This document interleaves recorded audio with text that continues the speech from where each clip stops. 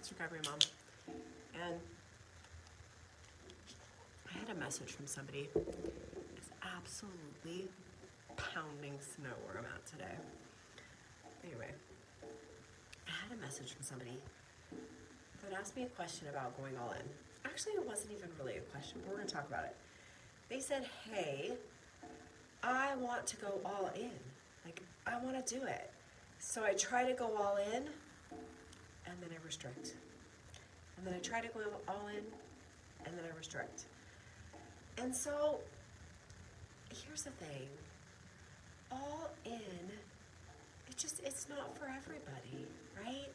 Especially in the beginning of recovery. So here I sit, fully recovered, okay? Took me almost 3 years to recover. I was in the same place that you were in. Every time I tried to go all in, I would restrict after. And it just became, it was like a, kind of like a quasi-recovery binge restrict cycle, right? It was just like, I'm going to do it, I'm going to do it, I'm going to do it today, I'm going to go all in. And then I might eat a meal or two, and then I would restrict. It was just a cycle for me. So I feel you. Going all in is absolutely the quickest way to get to the end of recovery, okay?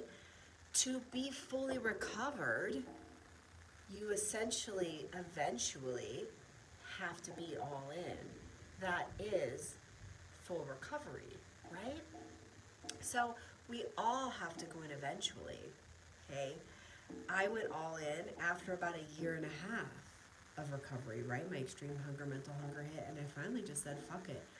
But the thing is, if you can't go all in and it leads to restriction, you're not moving forward. You're just cementing those neural pathways in there, right? You're just starting this quasi-recovery binge restrict cycle, and that is not going to get you recovered, okay? So it's okay to go slow. Because what you're doing, if you're going slow in the beginning of recovery, and by slow, I mean for me, I had 1 tablespoon of cottage cheese. That's all I added to my daily intake in the beginning. I just thought, where do I want to start? I really miss cheese. Sliced cheese and regular cheese is too scary. I know, I'll start with cottage cheese. How much can I handle? I started with how much I knew I could handle and I wouldn't restrict after. It was only a tablespoon. I was afraid if I had a 1/4 cup of cottage cheese right off the bat, I was going to restrict. So I did a tablespoon a day. And you know what? It stuck in. It was tiny, but it stuck in. And then I moved up to 2 tablespoons, right? 1/4 cup. And then eventually I was like, okay, what could I add to my cottage cheese? And I added like some sunflower seeds, I think. And I think I started with 6 sunflower seeds. There's nothing wrong with going slow, because when you're adding something, no matter how small it feels, you're practicing eating through the fear, okay? You're igniting that fear response from your amygdala, fight or flight.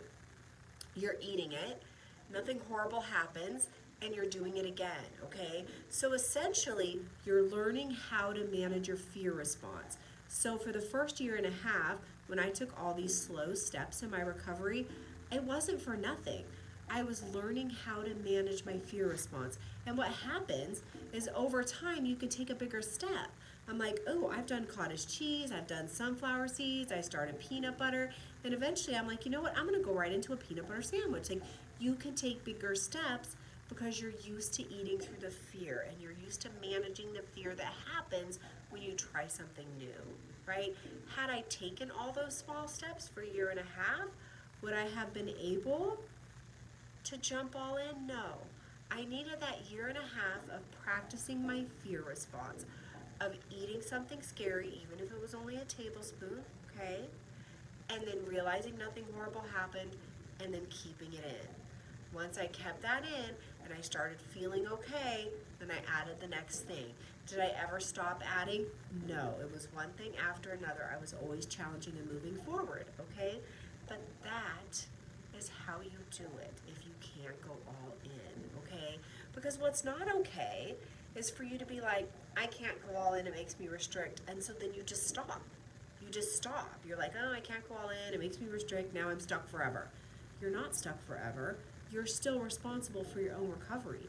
You still have to make the changes and move forward. And what you'll find is the more you make those smaller changes over time, the changes can become bigger because you're used to managing the fear, okay? And eventually, for me it was a year and a half down the road, I was like, you know what? I want all the pancakes. And I ate pancakes for breakfast, for lunch, for dinner, 24/7 until I'd have my fill of pancakes. And then it was like burgers, and I went through all these phases of foods, okay? But I see your question, and it's so heartfelt, and I completely feel for you because I was in the same place for a long time. I would try all in, and it wouldn't work. I'd try all in, and it wouldn't work. That's okay. Let's build up responding to that fear and eating through it. Let's do that for a while, okay? There's nothing wrong with that. That's still moving forward. That's still being in recovery. That's how I did it, and I'm here, and that's how you can do it too. So I hope that makes sense for you. And yeah, if you have any more questions,